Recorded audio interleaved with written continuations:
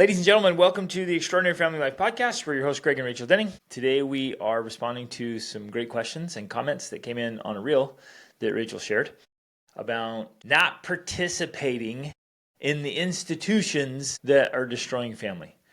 And really, you guys know this if you've been listening, if you're new, like we just highly advocate being unconventional, nonconformist, and not participating in tribal functions that are anti-family. Like, take back control of your life, your work, and your education. Well, okay, because you said we're highly, I don't even remember what you said, but something about unconventional, nonconformist.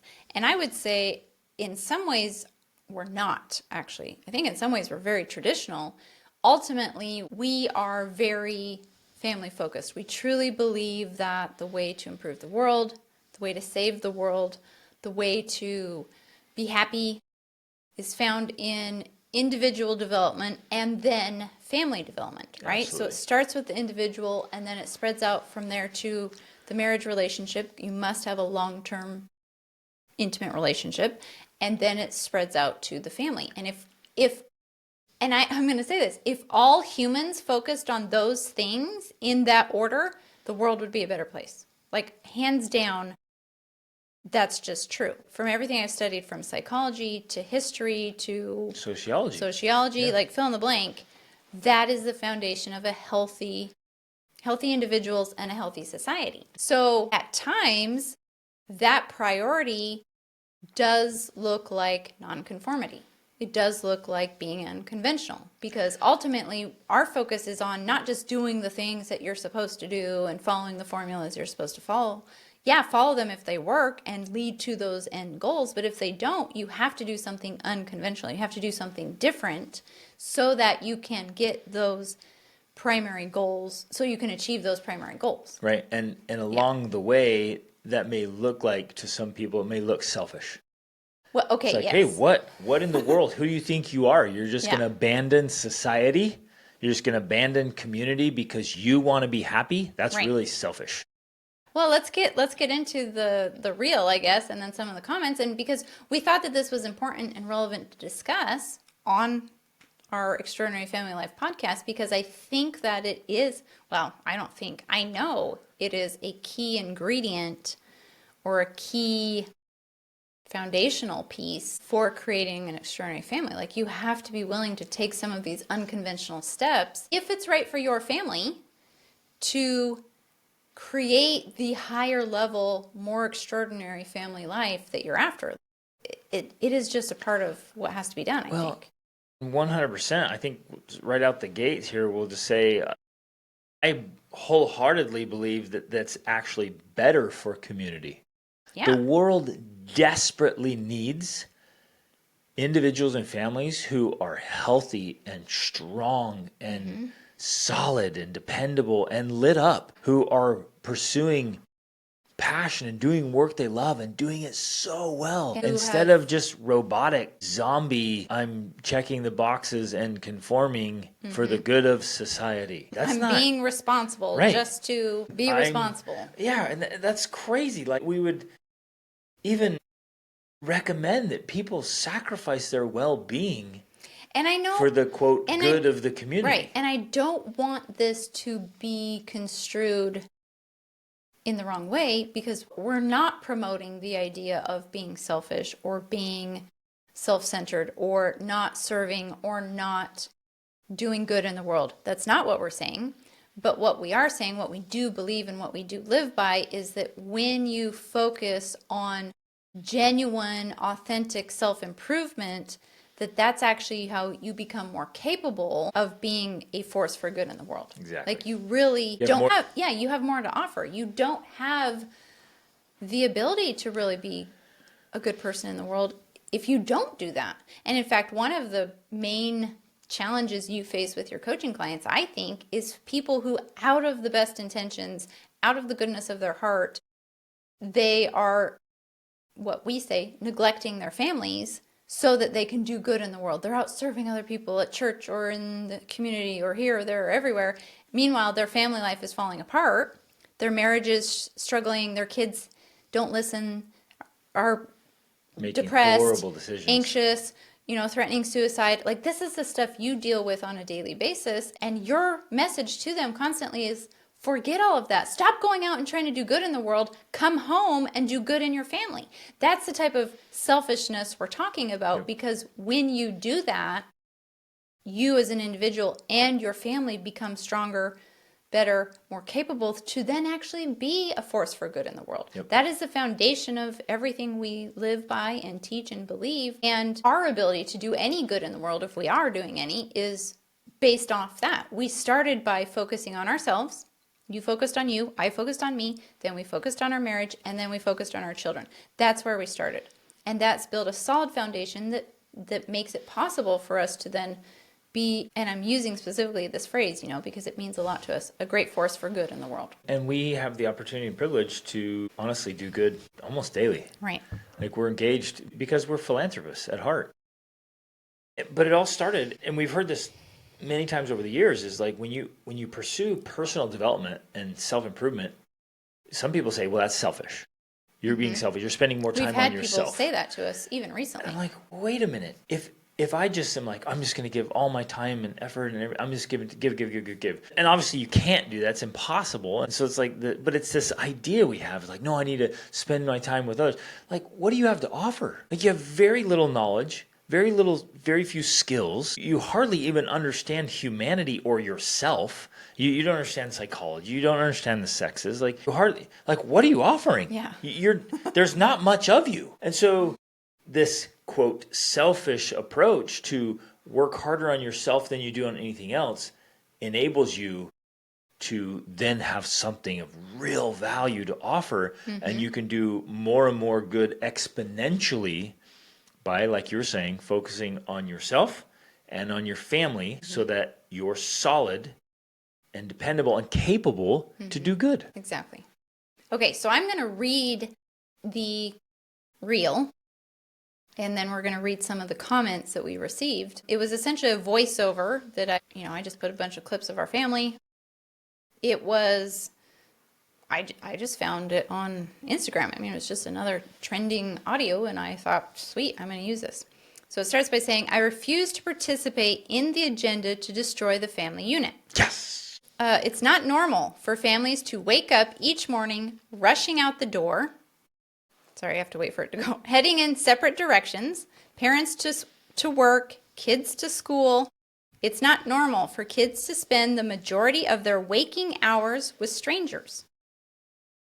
Now, already people are like, well, what do you mean it's not normal? That is normal. It's the most normal thing in the world. That's society. And if you haven't traveled extensively, you just might think, well, that's what everybody does. That's what the whole world does. Like, they don't know any different. Right. Or if you haven't studied history and realized that that's an industrial age concept, normal way of living that we understand only started to occur with the industrial age. Like factories and people going to work and moving to the cities. What would you say, 150, 200 years maybe? Yeah, maybe. Maybe not even that much. So before that, we were like agricultural farming communities, and we all lived at home. Yep. We all worked together. We all spent the day together. That's how the world was. So when we think, well, this is normal, this is what it's like, we don't understand that, well, it's only normal for us in our, few generations, but still it's fairly new comparatively to the rest of human existence, right? Okay. So spending time with strangers, being shaped by values and ideas that don't align with their families. That right there, I think, is the epitome of the whole argument. Yes.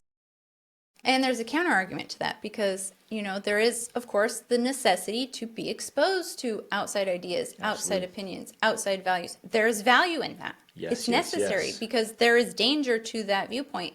If you were exposed and you were completely isolated, that's also dangerous. So that's of course why people think it's not a good thing. It continues. It's not normal to work tirelessly day after day until you're 65, just so you can retire too late to fully enjoy the life you sacrificed so much for. Sorry, I have to wait for it to go. Oh, good. This agenda pushes us into lives of disconnection, parents too exhausted from work to spend meaningful time with their children, children growing up without the guidance and influence of their own family, shaped instead by institutions that condition conformity. Ooh, It actually went on, but that was all I used in my reel.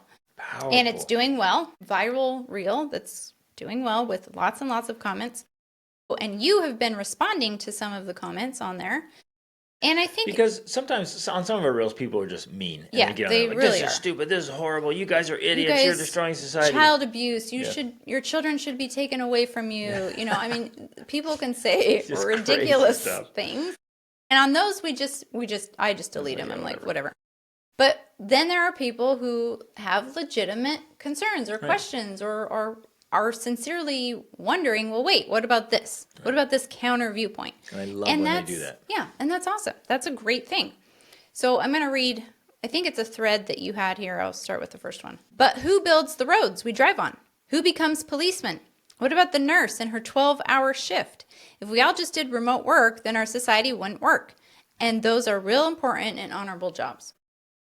So, and I guess I want to go through and kind of respond to these ideas. And I'm glad this person brought it up and said, hey, well, wait a minute, what about that? Because then it provides us all this opportunity to start thinking through this idea. And so those of you who are listening, I hope you're thinking about what you're doing with your family and what you're doing with your career and your work and your kids' education and the work they're going to do and where society is going. And at the same time, as we're talking through this, think about your own objections. As I'm reading this reel, the words of this reel, what are you thinking? Well, wait a second. What about this? And what about that? And I think we'll probably address some of them in this. And we would love to hear more from you, even honestly saying, well, wait, what about this? Yep. How does that apply to this?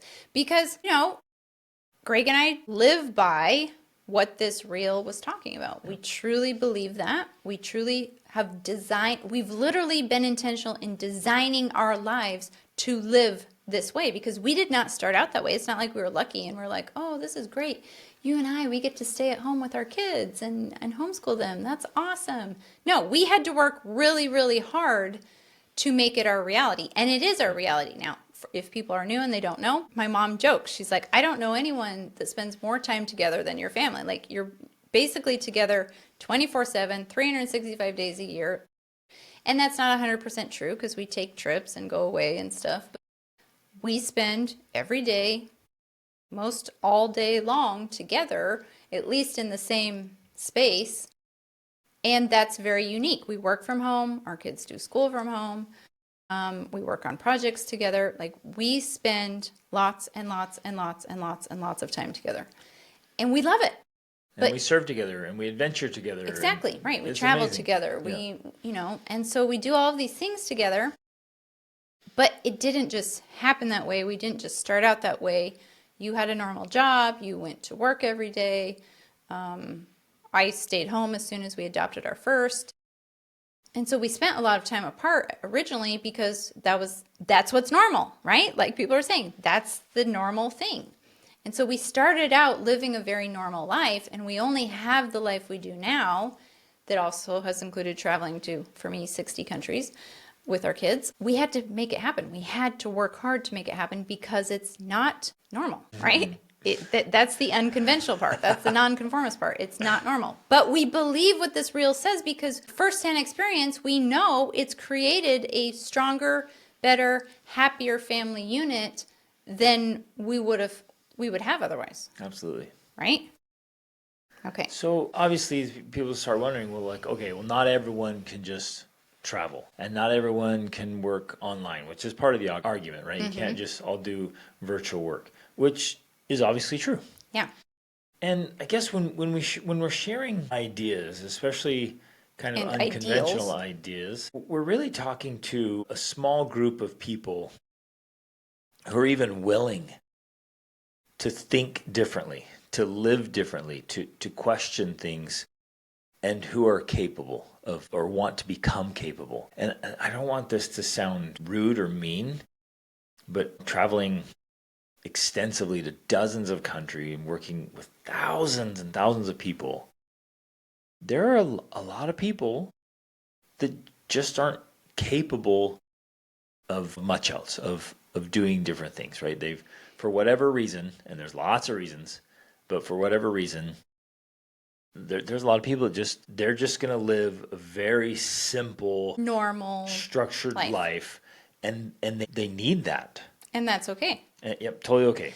Well, I don't want to interrupt you if you want to finish your thought. Keep going. Okay, I just wanted to mention something I was actually thinking about this morning, and to point this out, because despite the fact what I just said, that we love that we live this, we believe in this, I also firmly believe that there is a place and a necessity for the normal institutions of society. Like, we live here at our World School Family Resort in Portugal, and we have an employee that lives here and works for us, and she has a son that's 3, and every day one of us gives him a ride to school with her. And so this morning I took them, and I was sitting there waiting for her to drop him off to school and watching all of these families bringing their kids to school and dropping them off. And I thought, this is good, because for a lot of these people, it's just, and including her, it's amazing that she gets to send her kid to school. Like, that's a huge benefit and blessing for her. She needs that for herself. She's a single mom. It gives her the opportunity to be able to work while he's at school, and it gives him the opportunity to have exposure to other people and other circumstances, and to be able to learn and to grow. All of that is necessary and important. And I would never say to her, you just need to homeschool him and keep him home. Like, I wouldn't say that to her, because it's not the right situation for her. So while we're talking about that, we want to be clear that, not in a derogatory way, our message isn't for her necessarily. Maybe one day it could be, but that's not the advice I would give her right now. And so we do want to say that, yeah, we're sharing this and we're passionate about it, but it is for a certain set of people who are ready to take that on, or to live at this. And I do want to say a higher way of living, because it is more work, it's more effort, but it's also more reward. And there are certain people who are ready for that. And that's who this podcast is for. Right. And honestly, it's going to be less than 2% of people. Yeah. But the same is true for if you're saying, hey, look, we should be in absolutely fantastic shape. We should be working out, exercising, eating, the best quality food we can get. That's also to less than 2% of people. And we are all constantly saying, look, you should be reading all the time and listening to books all the time. Now, I've averaged a book a week for over 2 decades. I'm going to promote that like crazy. Read, listen to books. But guess what? That's also to about less than 2% of people. Right. And if we do this big post about, hey, you should be reading tons of books, nobody's like, well, what about whatever. It's like, no, it's the same message. We're promoting this higher way of living, pursuing a world-class education, striving to become wealthy and healthy and genuinely happy, and pursuing your unique abilities and making a unique contribution to the world that is transformative for the people within your circle of influence. It's a message that's not for 8 billion people. But at the same time, I think it's interesting that there is still a kernel or a principle within that is true for everybody. Because I think no matter who you are, one of the 8 billion people in the world, nobody's going to argue that reading more is better for you. Or learning to read, if you even go back further, learning to read is better than not reading. Or reading more is better than reading less. Right. There's an element there where at some point you get to the level of reading a book a week or 2 books a week is where you should be. You might not start there with someone who doesn't know how to read, but you're definitely going to say, you know what, learning to read is better than not reading.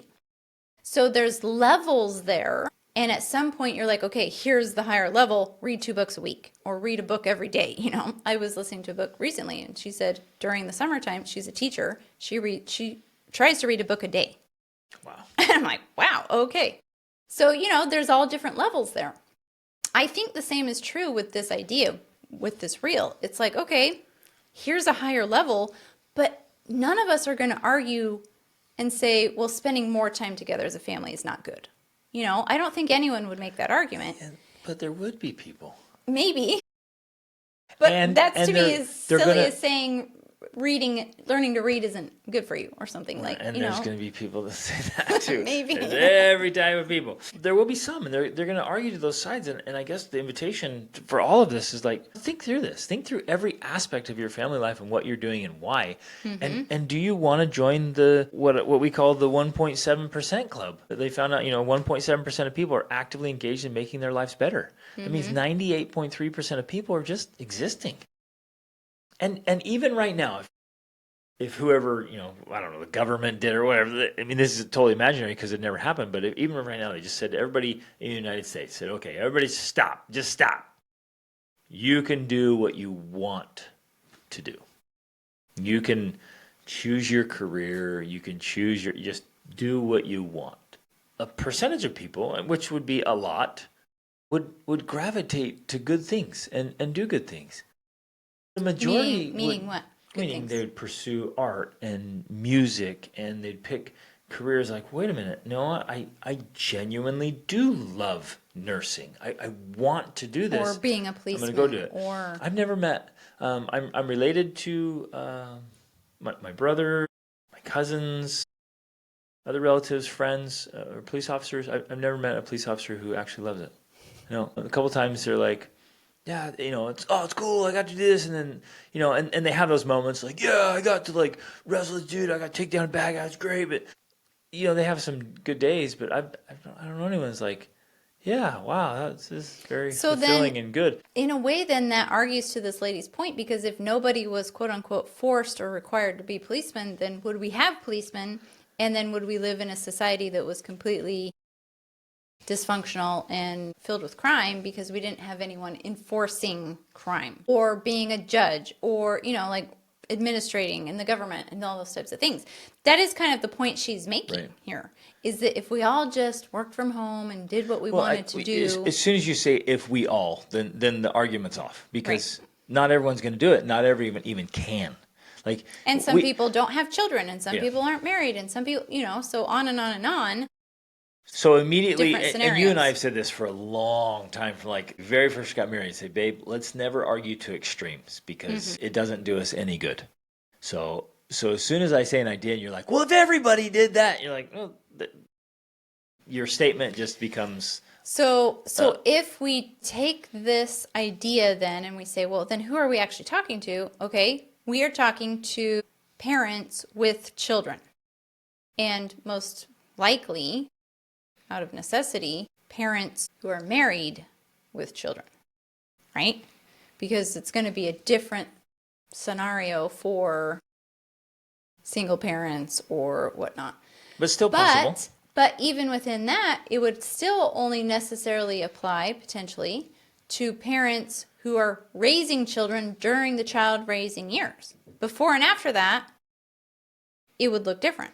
Does that make sense? Yeah. So what are we really talking about? We're talking about while you are actively raising children, this should be forefront. This should be the priority in your life while you're actively raising, especially young children. And we're talking to, I think, primarily people who want to maximize their own potential and their kids, and they want to live and design their own unique, extraordinary family life. People who have the desire to live at like this calling, this inner upward reach that we always talk about, to be their very best. Not everybody has that. Not everybody even acknowledges it or goes for it. Not everybody even wants it. They would just rather, many people, unfortunately, sadly, would just rather acquiesce and settle. Because, that requires effort. I'm out. I don't want this simple existence. So we're talking to people who want it and who either have the capability and resources to do it or have the desire to gain the capabilities and resources to do it.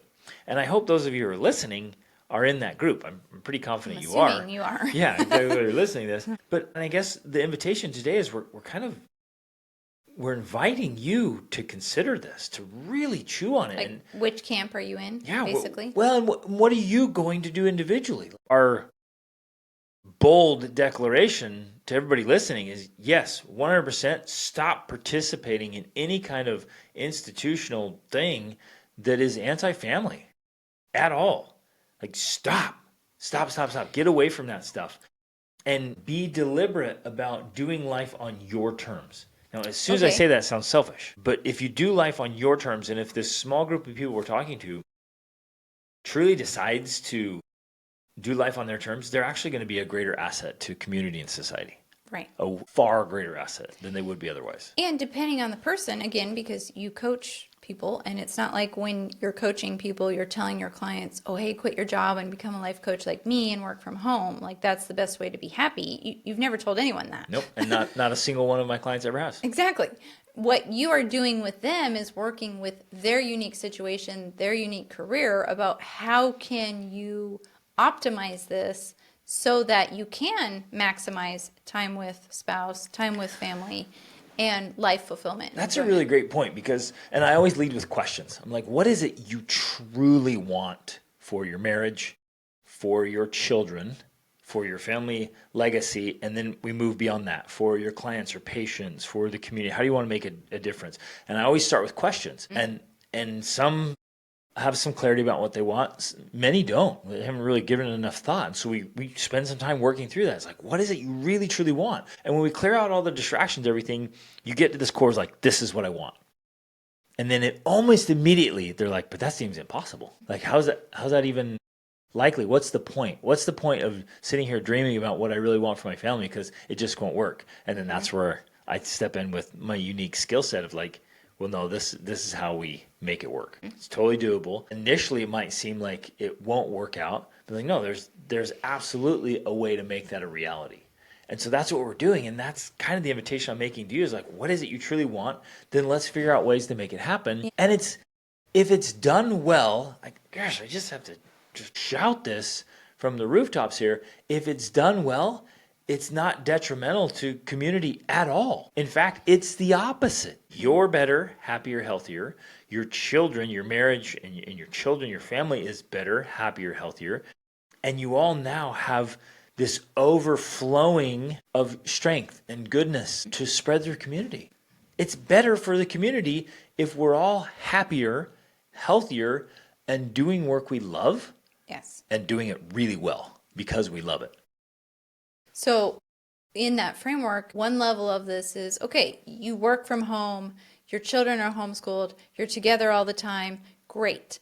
But there are also varying degrees, varying levels where you could go from wherever you are. It doesn't matter what, you spend no time together currently. You can go from there, and there is a way to be strategic to improve and increase the amount of time you spend together. That's kind of the point behind this, I think, right?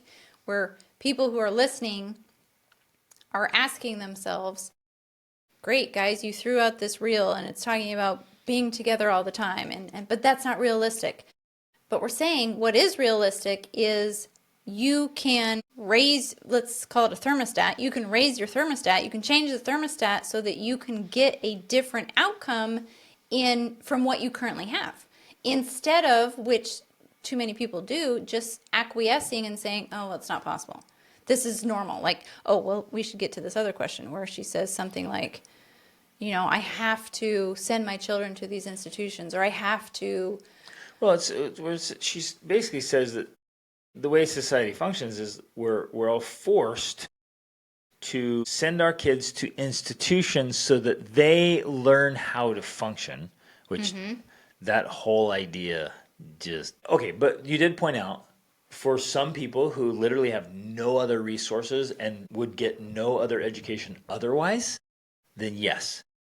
But that's for the people that are near the bottom of the socioeconomic ladder. They have no other resources. Right.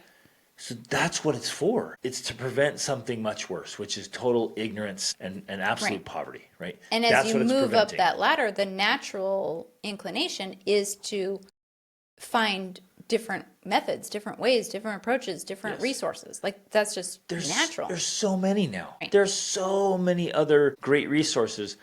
So I think that's a good thing to say. And I know this is gonna. It sounds harsh. It sounds hard. And it's unfortunate, and we want to have it be different. But the way things are in the world right now, we have bare minimum resources that are available to people who have no other options. So this podcast, this message isn't for those people. They have no other Except option maybe to take it's holding up a ideal an idea of like, hey, to you can get there. pursue Yes. at some point. Because I'm Yes. actually reading this really great book called The Formula. It's like the secret to raising highly successful children. And it's mostly talking about achieving academic success, or whatever. But it has great principles. And that one of the things they talk about in the formula is that every one of these parents were very, very strategic. Yep. And they're talking about parents even that are living, literally, one woman was living in a homeless shelter with her son. And she had a vision, though, of what she wanted for his life. And she held that up. Even though it seemed so impossible, she had that vision. And she was just very strategic and very intentional about, I'm going to do these things. I'm going to read to him. I'm going to teach him these things. I'm going to get him into the right schools. I'm going to, she was very strategic about following a certain path to achieve a high ideal outcome. Perfect. So she and like Ben Carson's mom. Like Ben Carson's mom couldn't even read. Yeah. And she insisted that her boys read every day. Like voraciously, because she went and cleaned houses for these super wealthy people. And what did she find in every house? Libraries. So she's like, well, okay, if this is what happened, then my boys are doing that. And he became a renowned brain surgeon. But she was clear about it. So you're right. It can fit anywhere because what we're saying is like, no, you do things differently. And so she did things differently for her boys. She said, no, you're not going to participate in that stuff. Yeah, you'll go to school, but then you're going to come home and instead of, watching TV or whatever, no, you're going to read books and you're going to blah, blah, blah, blah. She had this path laid out so they could get a world-class education and wealth. Right. So you're right. We're pointing this out. Now, I guarantee there's some people thinking, well, okay, this is just such a privileged podcast.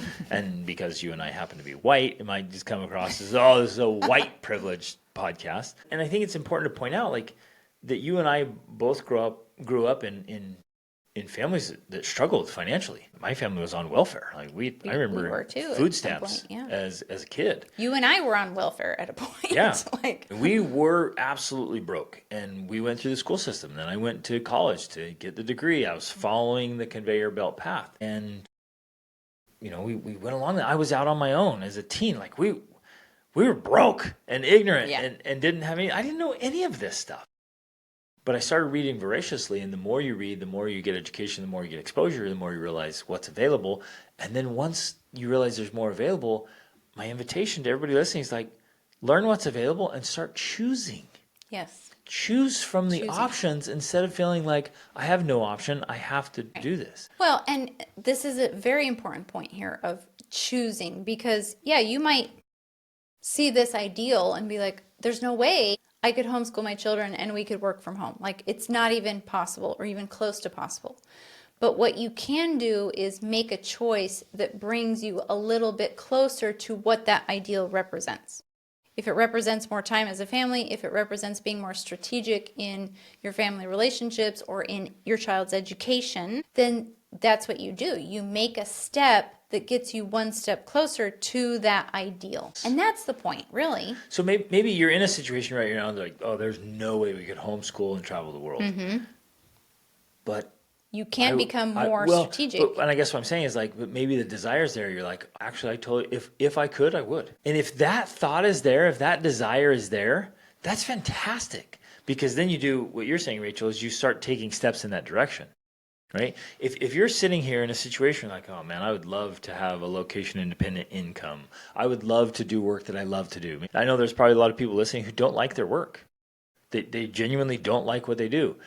And you're like, oh, well, that would be nice to do what I love, but that's just a pipe dream. That's not realistic. No, people don't get to do what they love. That's not true. There are a lot of people who get to do what they love, and you can be one of them. Right. So should you quit your job today? No. But could you start the skill set to move into a career that you love? 100%. Yeah. Yes. Maybe you're not in a spot where you want to home educate, but you couldn't do it right now. So maybe you could do it next year. Well, and then even if you think it's something you would never do, you can still be more strategic in being involved with your child's education, just like Ben Carson's mom in this example. She worked. She was a single mom. She sent her kids to school, but she was very strategic in making sure they got the right opportunities, they got the right exposure, they had the right habits that gave them an advantage when it came to academic success. And that's what this book was all about, And specifically. she took total ownership, like absolute ownership and responsibility of their education, even though she was completely illiterate. How amazing is that? That is so cool. So we can all do that and move towards that. And I think we have an ethical responsibility, a moral obligation to do that, to make the most of ourselves and to help our children do the same. So we don't have to participate. First of all, we don't need these outside institutions to make sure our kids can function in society. That's not the case. And we don't have to go do work that's if we miserable. are actively involved in teaching ourselves. I think the problem here is that parents, they need those institutions because they're not doing the job. It's almost like, and this is the worry, I think, of many people, because it is true for a lot of people. If they took the kids out of the institutions, nobody's doing the job now. And so what we're saying is you don't need the institutions as long as you are willing to do the work to then pass it on. And for some people, some parents, they don't want to do that work, which is why they use the institution. And if you're not going to do the work, and if you're not going to step up, then yeah, you should definitely use the institutions.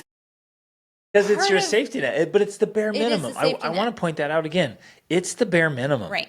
And if you're going to be like, well, if you're willing, and maybe today this podcast is that step where you acknowledge, okay, that's the bare minimum. I got to throw this down here. So your kid goes and gets good grades, whatever, and even goes to college. In my mind, going to college and getting a degree is still a bare minimum. That is not the standard of excellence. Yeah, because you come away with like 100,000 plus more of debt. You can only get a job that makes like 40,000 a year. And this was the statistics I just saw recently. Very, very basic education. A university education is not a world-class education. Right. Especially now, it's more like indoctrination than education. Yeah. But even if it was a good one, it's still that's not like I've been educated. No. Like, that's the bare minimum. That's the beginning, the foundation. It's just the beginning. And that's my point, I guess. So if you're willing to just settle for a bare minimum, okay, but just at least acknowledge that's what you're doing. So then you come back, you're like, well, who's going to be the police officers and the nurses, and who's going to build the roads? Well, it's people who, quite honestly, many of them end up there from poor choices or from not choosing a different path. In some cases, a higher path. I've spoken with so many people. It's like, hey, why did you go down that path? It's like, well, I didn't read the books. I didn't get the skills. I didn't put in the work. I didn't put in the effort to pursue something else. So I just took what I could. Right? And they admit that of their own. Like, would you choose this? Is this your dream lifestyle, your dream career? No way. Well, why are you doing it? I was desperate. And so desperation leads there. And often people who make bad choices, not like they do bad things, but they make poor choices, they burn their own bridges and close their own doors. That's the reality of it. And this isn't to like belittle those professions or minimize their importance, because they definitely have a necessity and a place in society. That's why we're having this conversation. And for some people, that is exactly what they want to do, and that's great. But I think those people are rare. I would love that, actually. In fact, okay, I have a friend who is a civil engineer, and he builds roads, and he crazy loves it. That is the career he chose. He just grinded his way through university to become a civil engineer, and he's become very successful. That guy builds roads, and the reason he builds roads is because he loves it. He absolutely loves it. So there it is, bam. And there is, I'm going to be honest, there is an idealistic part of me that truly believes that if every person, because we're all so different, pursued the thing that they loved, that there would be every role in society would be fulfilled. But I also believe, though, it would be fulfilled in a way that was more optimized, so that there would be less waste. There would be less busy work. There would be less just you're there to fill a spot, like a body to fill a chair. There would be less of that, because people would, misery. Yeah, exactly. Yeah. Because people would be excited and engaged and like really into it, and they would find the ways to do it in the best way and in the most efficient way. I'm an idealist, and I believe that actually could be a reality if we all were true and honest with ourselves about what we wanted and what we loved. And at the same time, we're willing to fill roles in 100%. society that were necessary, but according to our own passions and interests. Yep. I believe that that's true. I found that when I was an educator. I worked in private sector and in public, and I remember you go in the teacher's lounge, and most of the teachers were just bickering and complaining. They hated the children. They hated their job. They couldn't wait till the end of the day. They couldn't wait till the end of the week, and they couldn't wait. I mean, they would constantly be talking. Like, they had 20 years left still, and they're like, I can't wait to retire and be done. I hate these kids. I hate this. And that was the conversation every day in the teacher's lounge. faculty lounge. And I'm like, but then there were some that are like, I love teaching. I love these children. I love these youth. I love my subject. Like, this is amazing. We're changing lives. And they were so good. They were so good, and they were impacting lives, and students loved it. That's the difference we're talking about. Right. It's the one who choose it. And I have had conversation with them like, wait, why did you become a teacher if you hate children and you hate the subject? Like, well, I didn't know what else to do. So I just, I thought I could get a teaching certificate and do that. And so it's by people making those choices. And I guess what you mean by bad choices, because our definition of a bad choice is a choice that's not truly aligned with your own intuition, for lack of a better phrase. And your own desires and your own achievement, your own potential. How often do people, they have this inner knowing, this inner calling of like, I could do this. And they're like, ugh.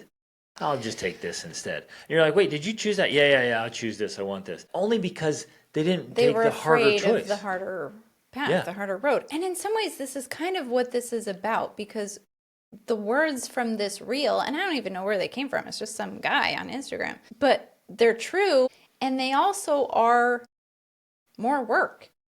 Like this ideal, when a guy like this, and I know from experience because this is how we live, when you choose to pursue a path that has you working from home and building a business, in our case, or homeschooling your children, that is not less work. That is more work.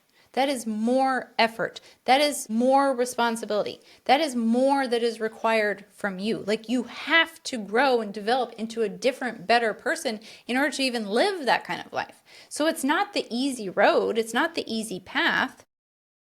It's a harder path. Which makes it laughable that it seems selfish. Yeah. You're like, ugh. In some ways, I truly believe, because we have had people tell us they don't choose that path because it is harder. Yep.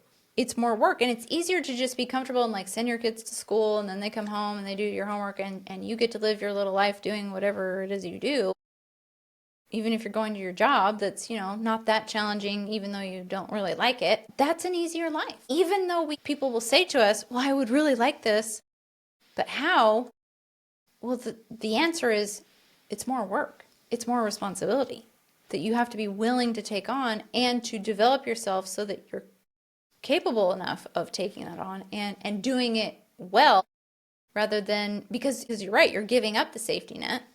And so there's more risk there as well. That's good. Yeah. Yeah. Again, like I said, it makes it laughable to be called us selfish. Like, no, this is like self-inflicted. Well, let me read. Struggle. It's so hard. Let me read some more of these comments. One more thought though. I want to share before I lose it. Is thinking is one of the hardest things to do in life. Real, true thinking. It is so difficult, so challenging. And most people don't really think; they just repeat the same thoughts they. Right. It's repeat from yesterday. And it's challenging. It's difficult. And our oldest son, who's out, he's living in Spain right now. And he's just every single day, he's out serving and teaching and working with just tons of people. He just said, people don't know how to think. And these people he's working with closely. And he just pointed out, he's like, they go through the whole educational system and they get the good grades, whatever. They check all the boxes. He's like, but they have no idea how to have an engaging conversation. They don't know how to think through ideas and philosophies. They don't even know how to discuss it and wrap their heads around it. It's like nothing. So they went through and they got, quote, educated. Really what happens, they got schooled. Yeah. But then to what end, right? And back to what we said earlier, to what end? It's like, well, that's the bare minimum. So yeah, you want that. We all want to have at least the bare minimum. But the invitation here is to build on top of that much, much more. Yes. Okay, so basically the comment I read, you responded something like, this message is for, we'll use the 1.7% in this scenario. Says, okay, that's a good point. And I think the idea of it is great, but the problem is the way it's communicated. Whether intentional or unintentional, it's communicating that if you don't homeschool and run a business from home to be with your kids, that you're participating in the agenda to destroy the family unit. And that's the part that feels unfair, even to those that love the idea of this lifestyle. And to your point, it's normal because the society and the modern world system requires people work outside of the home and send their kids to institutions to learn to function. It's a privilege to live this way in Western society, at least. I guess my question for everybody listening is just an honest one. Are you actively directing your own life? Are you choosing the harder path for you and for your family and for your children? If not, then by default, what are you choosing? Right. So it's not like a judgment of anyone. It's like just an honest question. Well, are you choosing to direct your own education? Well, no. Oh, well, and people say, well, yeah, I'm going to school. Or getting I'm good sending grades. my kids to a good Sending school. My kids, we moved to a good school. Like, okay, but you're still participating. And unless we choose to opt out for better things, harder things, then by default we're choosing to opt in. So yeah, we are participating. Or in this scenario, because I think there's a big difference between a person who just sends their child to school and a person who still is actively involved in the school, in the child's education. So they're checking up on them, they're asking them what they learned, they're having discussions with them about what happened during the day. That is a very much more strategic and intentional approach than just, well, yeah, I'm sending my kids to school and I check their grades, they're good, we're done. That to me is the difference here. You can live this ideal without actually living it just the same as we're living it, for example. Right. You can be involved, you can be strategic, you can be intentional and still send them to the institution. You know what I mean? Well, and you can choose different options now. There's so many private options, so and there's many. Trade school aspects of it, and there's part-time, and you can get really creative with it. Yeah, you nowadays. can do a whole mix. But I guess I want to emphasize there are so many private style academies, schools, etc., that you don't have to just go to government school. Well, it's not the only option. Yes, and I also believe that the most important aspect of this, and this is part of the key to this, is whether or not it is working for your child. And each child's going to be different. If you're doing this and it's just not working and your kid is not thriving, then you have to be willing to make the sacrifices to do something different. Yep. Like, to me, hands down, that's it. That's not optional for me. I have to be willing to make the sacrifices, including in my own lifestyle, that are necessary to help my child thrive during the child rearing ages. So if I'm sending them to school and I'm checking in and I'm being strategic and it's going well, great. If I'm doing that and it's not going well, I have to do something different. And you and I have said this many times, when we first got married, and this is still when we were undereducated and underexposed to the world. But we had this philosophy that we called the Mount Kilimanjaro philosophy. And we said, we will be willing to do, I think this is before we even had kids, like, we'll do whatever it takes. Like, if our kids are struggling, we'll pick up and we'll move to Mount Kilimanjaro, and live there if we have to. And it was just this philosophy that meant to us, essentially, we're willing to do whatever it takes to make any sacrifices required. Now, it's funny because last year we went to Mount Kilimanjaro and 2 of our teens summited it. And, you could never actually live on Mount Kilimanjaro, of course. But the idea is... Yeah, but to live in the villages on the foothill, yeah, it was pretty epic. Where you stayed was really nice. At the all-inclusive resort, that was nice, yes. But, but the principle is the same. And that's what we've lived by. We've always been willing to make whatever sacrifice is necessary in order to achieve the desired outcomes we want with our children. And to have really desired outcomes. I hope nobody listening will be like, I'm okay with just settling for the bare minimum. I hope you think, no, I want so much more. Mm-hmm. Okay, what do I have to do to get that? And I get what she's saying. It's like, that seems so unfair. Well, it only seems unfair if maybe you don't yet know how to do it, or you feel like you can't. Or you feel like you're here and you'll never get to there. Right. As opposed to what we were talking about, is there's a level where you can take one step closer. Yeah. You can make a change to move closer to that And ideal. instead of saying, well, yeah, that would be nice, but I can't do that. And what happens instead of saying, I can't do that, is they say things like, well, not everybody can do that. Right. No, we're not talking about everybody. We're talking about you.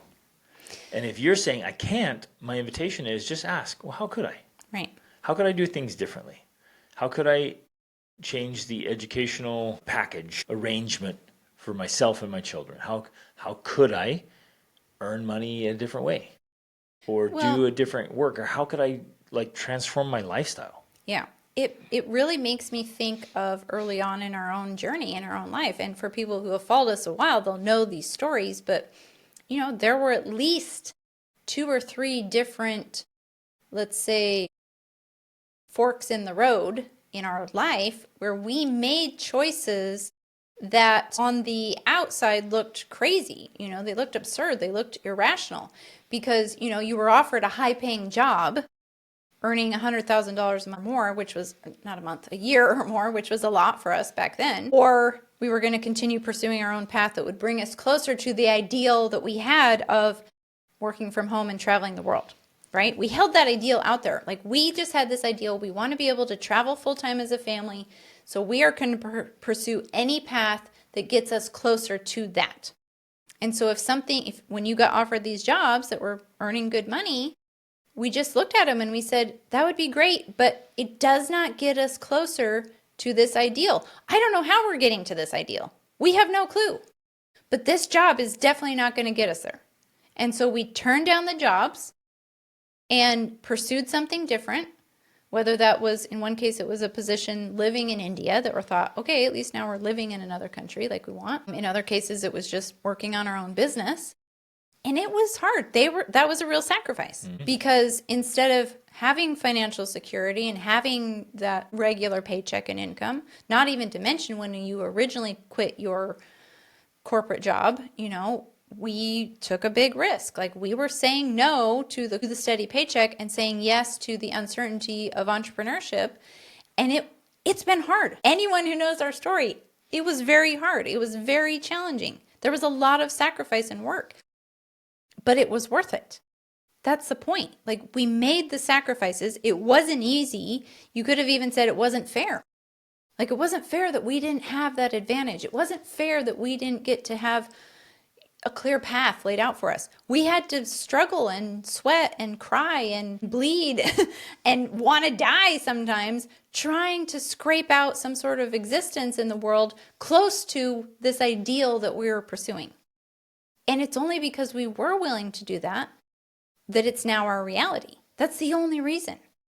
If it had been easy, we wouldn't, if it was easy, more people would do it. It's because it's not easy that not that many people do it, but that doesn't mean it's not possible. It's totally possible. You just have to be willing to make the sacrifice. And I think as many people as absolutely possible, I would say should make those sacrifices. Yeah. Should do some form of home education or home sourced education, should do work they love on their own terms. And yes, society will still function. All the things will still work out because people will innovate and create and adjust and adapt. And, AI. Well, that's what I was just going to say. We're moving into this time period now where AI is replacing jobs like crazy already. Just this year, from ChatGPT, so many jobs have become obsolete, from meal planners and fitness coaches to like all these agencies for marketing, for writing copy. I just heard our oldest daughter talking to our second oldest daughter yesterday. They were FaceTiming, working on their vision boards and talking about their vision boards together. And my oldest daughter was just saying that, I don't know the full context, but something like she'd come across some guy that was trying to charge for like a workout plan. And she's like, dude, I can get that from ChatGPT for free. Like, I don't need you. In 30 seconds. Yeah. She's like, what I need from a person is someone to hold me accountable, someone to motivate me, someone to give me this human aspect. I don't need a plan from you because I can get that on chat, you know? And so I think in some ways, the idealist in me thinks, all of this AI can be put to a good purpose because we can outsource the things we don't want. And then that gives the human aspect a chance to shine. We can all focus on the things we love and do more of the things that we love so that we can find this, what we're talking about, this fulfillment and this purpose and this meaning in life. Yeah, I love it. I just wanted to emphasize this because, I was a personal trainer for years and years and years. And in order to get your certifications, it's hundreds of hours of study and learning. And I mean, there's a lot of work. And then to even be able to get into a gym and build up a clientele, it's just massive. Literally, like no exaggeration here, in 30 seconds or less, I can have a full workout plan and a full meal plan for my specific sex, body type, age, and targets. That's what I did for ChatGPT. I told him my age, I told him my weight, my height, my specific medical conditions or whatever, my history, and the focused area, what I was trying to focus on, and it came up with a 7-day plan for me. Yeah. Just kicked it out. And so it would be ridiculous for me to now go pursue all those things because I'm competing against a supercomputer that doesn't have to go get the certifications, doesn't have to do anything, can read and scan. But I asked it the other day. I said, go through the books of this author and give me an analysis, kind of an emerge of those two philosophies and ideas, and so we can do this project. And I thought, okay, this is going to take it some time. It's got to go through. I mean, for me to go through several books from two different authors, I'm like, that's a lot of time. It was done in a minute or two. And it was spot on because I've read both of those authors thoroughly. And I was like, this is unreal. Like, it knew the concepts, the ideas, used the vocabulary. I'm like, okay. So it would be so dumb of us to try to compete against a supercomputer. So for us, those of you listening, for us as adults and for our kids, like, don't be sending your kids down some path that's going to compete with supercomputers. Okay, which I think that touches on the crux of this conversation in a way, because what we are saying as idealists here is focus on pursuing your humanness, your connections, your family relationships, your intuition, your personal passions and interests. Focus on those things, because ultimately, as AI continues to improve, and robots, I know, do so much. It's craziness. Who's going to be making the roads? Robots. Yeah. Who's going to be policing? Robots, But it's the humanness that's going to separate us and that's going to become more valuable with time. And so in a way, this is part of our natural evolution to become better human beings and a better society and community, is by focusing on these very things. Focusing on intimate, unique, individualized education for each child. Focusing on spending more time with yourself, developing yourself, with your spouse, developing your relationships, and with your family. Like, all of that is going to become more and more and more important in a world that's becoming more technological and potentially dystopian. And that's ultimately what's going to save us, I think. Like, that's what's going to help us remain or become mentally healthy and physically healthy, and to find meaning and purpose in a world that's losing meaning and purpose. That's why I believe it's a higher way. That's why I believe it's a better way, because that's what's going to save us in the end. Yes, I love it. Even if it just saves you or your family. Exactly. Even but it will save society. So 100%, I think if you even have the desire, or you could get the desire or capability, educate your children from home. Do work you love. Do it on your own terms. Live where you want to live. Live how you want to live. Figure out the life you want to live, your extraordinary family life, and make it a reality. Right. Just start asking how, and just constantly, just repeatedly ask how could I do this? How could I do this? How could I do this? And you'll get the answers. And we share the resources all the time. So we do every day. In your coaching program, my coaching programs, we're sharing the resources, the tools of our own experience, of our clients' experience. Like, it's totally doable. And we are up front and forward about the fact that it's not easier. It's not the simple, easy, comfortable path. It's not the one that's going to allow you to sit around and watch Netflix all day. That path. We want to be clear about that. Now, that we also want to be clear that it's absolutely worth the effort. Yeah, it's a way better path. It's a better path because of the results you get. It's a better path because of the outcomes you have. It's not a quote unquote better path because it's easier. But that's the point of life. Like, that's why we're here. We are here to struggle. And I use that word intentionally because when you choose to take on challenges, it's a struggle. That is how you grow. That's how you develop. That's how you become a better, stronger, more capable person. You have to have that struggle.